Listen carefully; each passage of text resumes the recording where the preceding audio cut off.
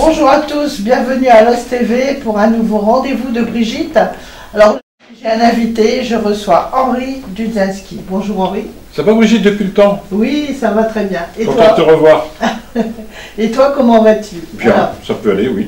Pour nos auditeurs, parle-nous de toi. Qui es-tu en fait? Je suis né pas très loin d'ici, dans un quartier qui s'appelle Calonne à Liévin. Oui. En 1955, dans une cité où il n'y avait que des Polonais. Il y avait un Français qui s'appelait Leblanc et qui parlait polonais. Voilà, un peu ma jeunesse. Donc dans les mines, dans les corons, avec un père mineur, forcément, j'ai envie de dire forcément silicosé puisqu'il a fait bataille du charbon. Et tous les hommes de ma famille sont morts par la mine, ou tués à la mine, ou silicosés, ou accidentés du travail. Voilà. Et puis plus tard, je suis devenu journaliste.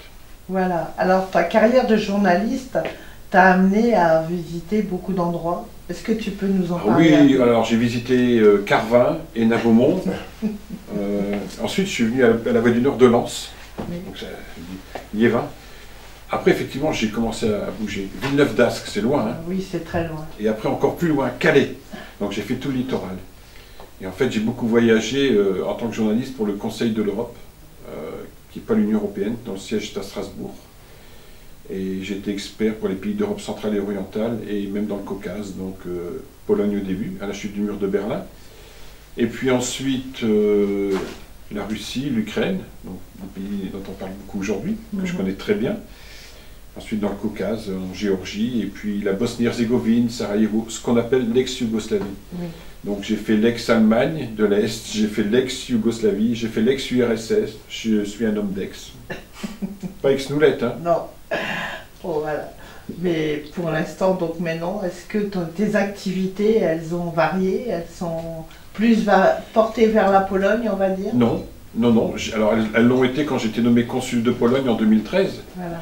Donc le consulat général de Pologne à Lille a fermé, boulevard Carnot. Il a été ouvert en 1923 et il a fermé en 2013, donc 90 ans.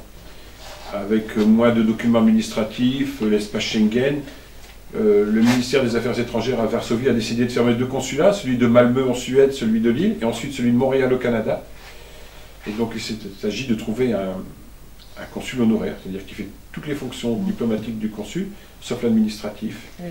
Donc je n'étais pas candidat, ça m'est tombé sur le coin de la figure sans voir le coup arriver.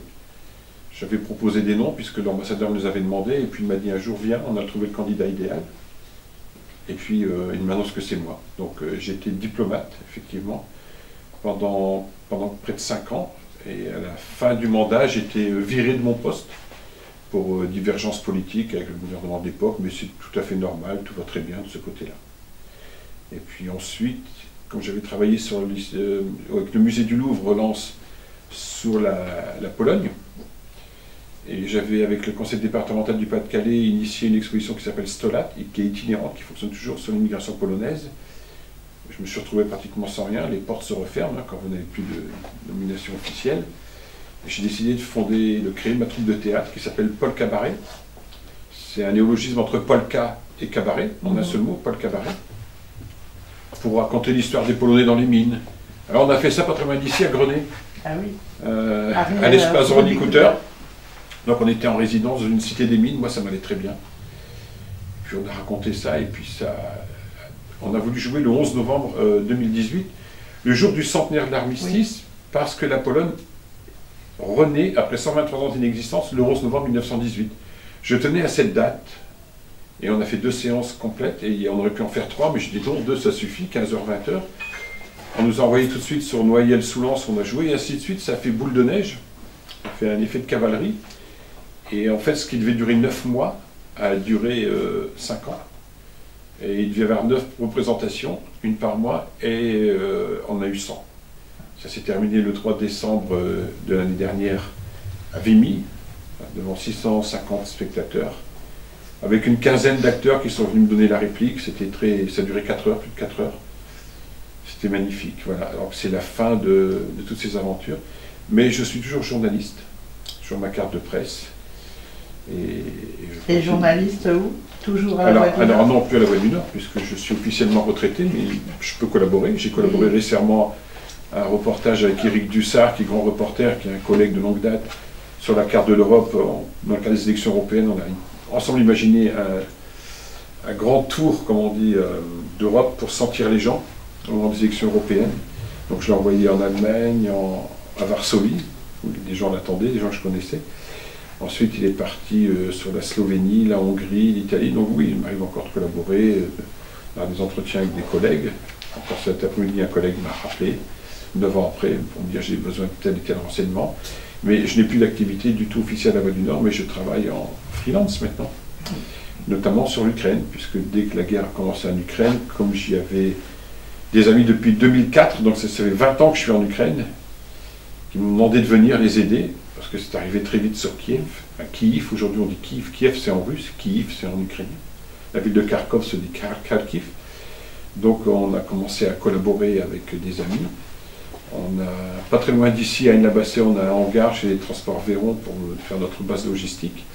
Ça fait 2 ans et demi qu'on envoie des choses régulièrement là-bas, sous toutes les formes. Alors on est en aide défensive, pas offensive. Oui. Donc on a été jusqu'à offrir des gilets pare-balles, mais je n'offre pas de kalachnikov et des balles. On est là en mode défensif. On travaille avec l'hôpital de Lviv. La ville s'appelait Lviv auparavant, c'était la Pologne. Donc c'est des régions que nous connaissons bien, l'Europe centrale et orientale. Et on a donné un concert à Vimy il y a 1 an de chants polonais, des kolendés, avec 5 groupes polonais de la région. On a pu envoyer 2800 € là-bas à l'hôpital pour faire opérer 2 enfants de malformation cardiaque, c'était des orphelins. Donc c'est un combat qui me tient à cœur et sur lequel je ne céderai pas. Et je m'étais engagé au premier jour de guerre auprès de mes amis, je viens et j'irai avec vous jusqu'au bout. Alors, je n'y suis plus physiquement, comme c'était au tout début de la guerre. J'ai dit à une personne qui m'a demandé de ne plus y aller pour des raisons de sécurité, donc je respecte. Mais voilà un peu mes activités, sinon je suis un retraité. Oui, mais je crois que tu es en train de préparer quelque chose qui vaut le coup d'en parler. Un concert, non? Alors c'est pas... Alors oui. On va parler quand même. Avec l'orchestre avant de Lens, avec qui je serai en répétition tout à l'heure, 70 musiciens, qui vont jouer du Chopin. Alors Chopin, c'est la Pologne par excellence quand la Pologne n'existait plus. La Pologne a été rayée de la carte de 1795 à quand même 1918. C'est-à-dire que tout le 19e siècle, la Pologne n'existait pas. Et Chopin faisait vivre la Pologne à travers une danse qui s'appelle la polonaise. Et donc l'orchestre va jouer en première partie des compositions de Chopin, des célèbres de Chopin. Mais en deuxième partie, avec le même orchestre de 70 musiciens, on va faire venir Jerzy Mak, qui est un grand musicien ch'tiski, comme j'appelle la région, et Jérôme Ries, qui vont jouer des morceaux du folklore polonais d'ici, mais avec un orchestre avant de Lens. Donc moi je ne joue pas, je ne chante pas, mais je suis à la présentation avec une amie. Je vais coordonner tout ça, mettre du liant, expliquer que la Pologne n'existait pas, mais Chopin la faisait vivre, que les Polonais sont venus travailler dans les mines avec des instruments de musique, et un orchestre avant de 70 musiciens peut faire du folklore polonais. C'est très prometteur. Si vous ne savez pas quoi faire le mardi 11 juin à 20 h, allez donc au Colisée. Vous ne regrettez pas, vous verrez un spectacle qui n'a jamais été produit et qui va peut-être, à mon avis, tourner dans la région. Voilà, ça sera à suivre en fait. J'espère que tu seras là. En tous les cas, je te souhaite bonne continuation. Merci beaucoup, j'étais content de te revoir. Hein. Je crois que ça faisait au moins 20 ans qu'on ne s'était pas vu. Au moins. Bon, bonne continuation à toi. À toi aussi, bonne réussite surtout. Merci. Et puis tous nos voeux à la Pologne et puis à l'Ukraine pour que la paix arrive. Très vite. Hein, que la paix tombe comme Vive la paix. pluie. Vive la paix. S'il y a autant de paix que de pluie, on va y arriver. Ça serait super.